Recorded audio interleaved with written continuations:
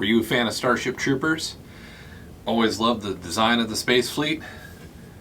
Join us today as we print this, the Rodger Young. Would you like to know more? See you guys inside.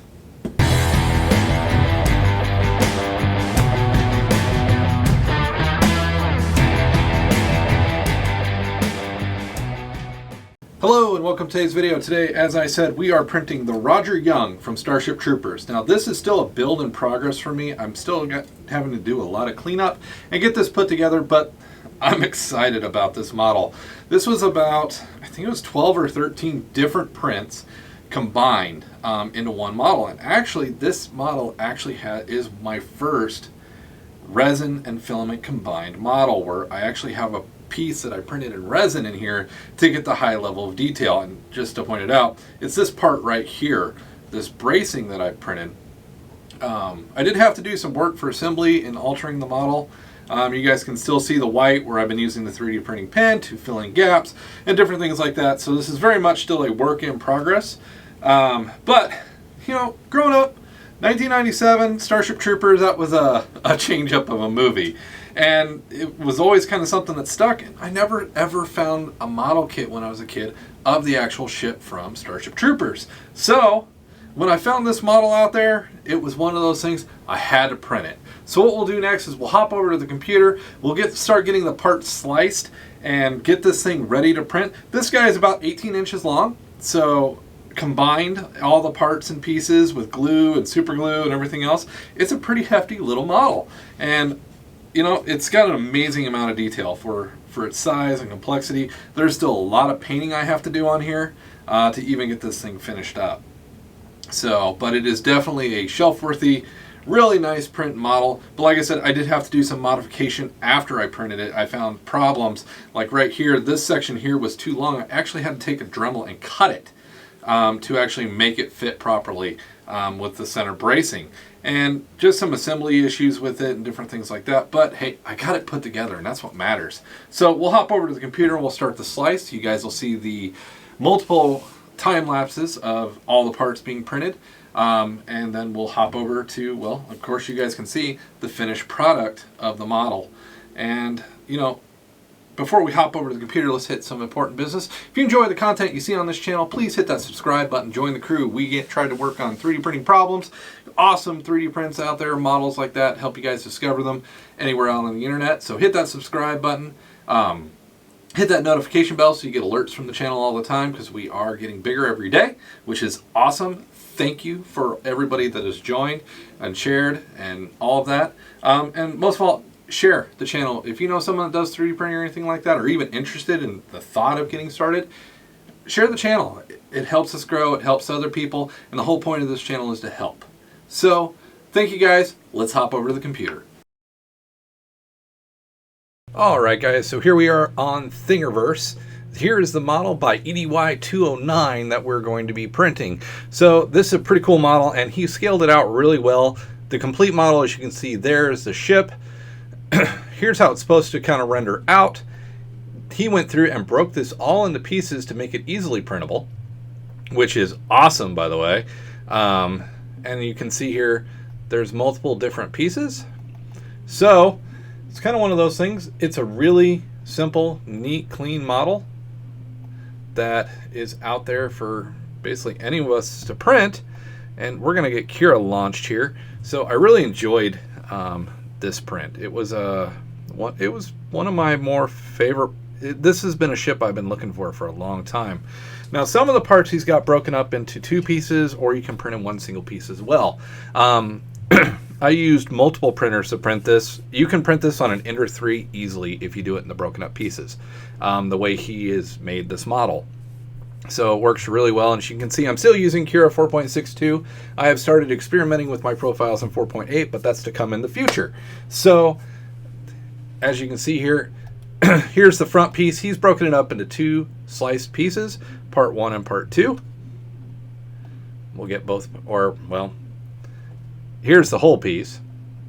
So I printed the whole piece, and what I did, and this is on a CR10 build plate right now. I built it at normal size. I didn't adjust anything when I did the print, but I turned it up like this so I get a good clean print. Yeah, I had to use a lot of support, but support is support. It's not a big deal.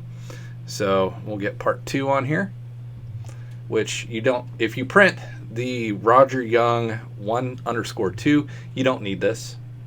You don't need this piece because it's connected right there, or you can print it in 2 pieces. I may have actually printed that in 2 pieces. I don't remember. It's been a while.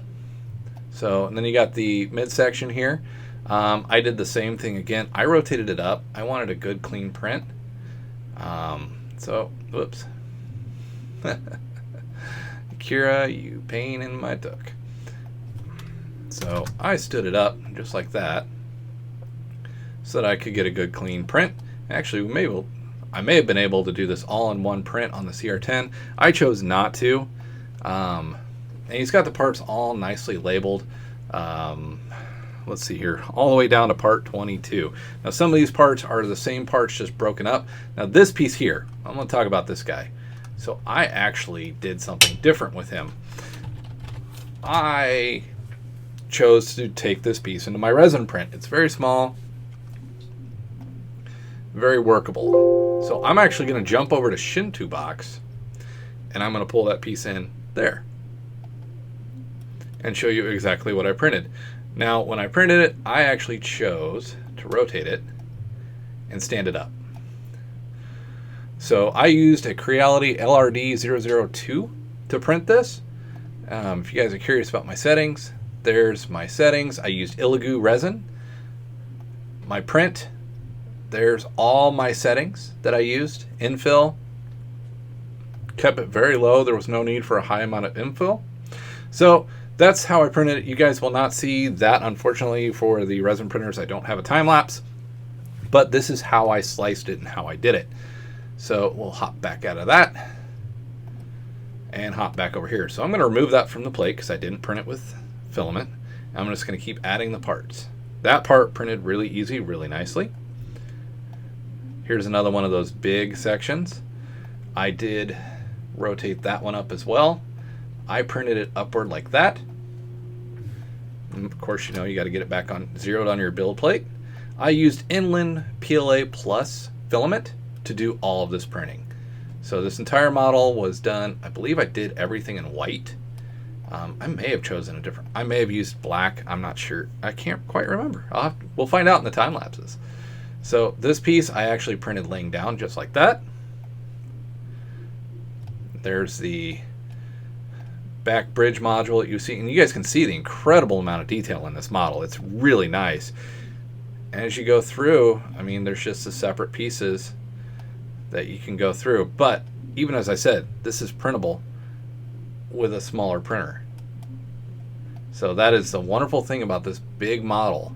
Yeah, you can't fit this all on one build plate because you're gonna have that piece twice for basically the backbone of the ship.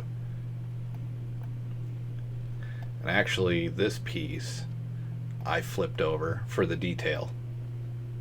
So I actually did that so I could get all this detail right here.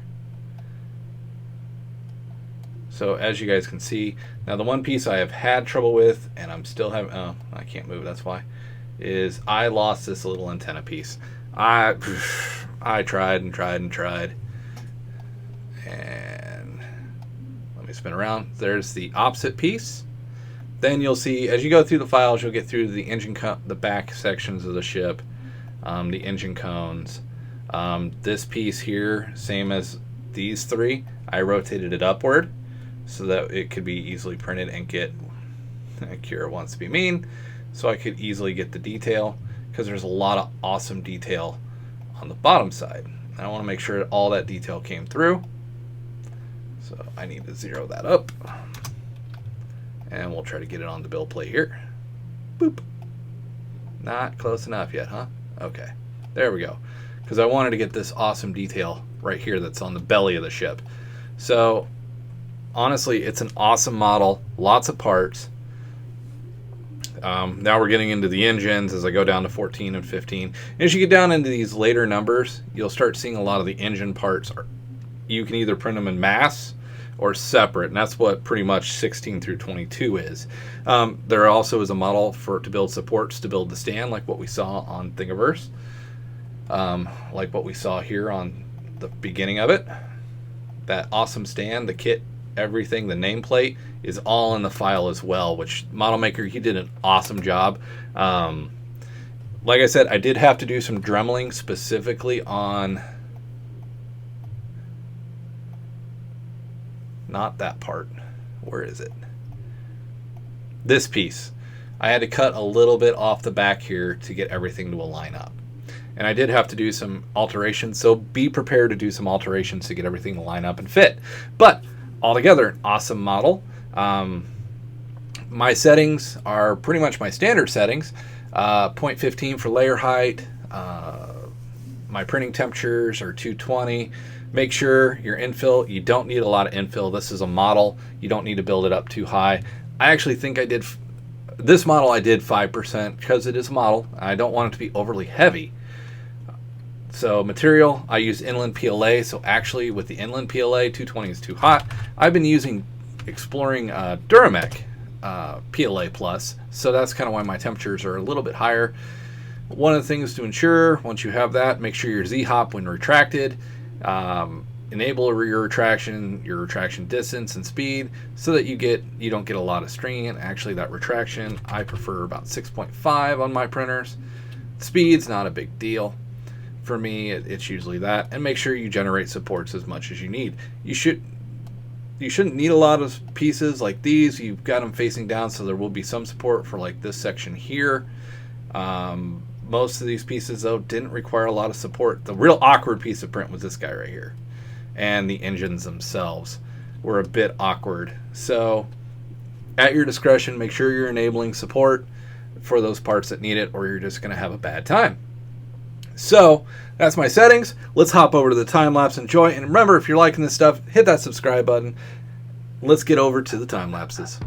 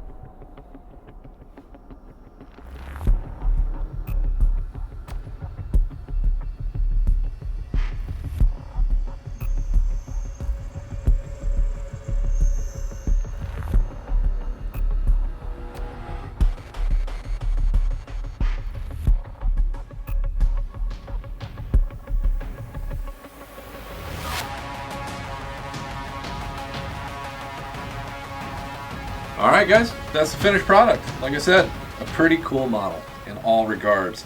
I'm kind of stoked to have this one printed and finished up as soon as I'm done painting it. Got some blue highlights, some just fill in some different color variation, make it look like a ship. Get rid of the white where I've been using the 3D filament pen and clean that and kind of grind that down so you don't notice it there. But it was a really fun print. I really enjoyed this one. It was one of my favorites. And as a ship from the past, that was one of my favorites that you just couldn't get. So, again, thank you guys. If you enjoyed the video and the content today, hit that subscribe button, join the crew, join us as we continue moving forward. And thank you again. We'll see you guys in the next episode.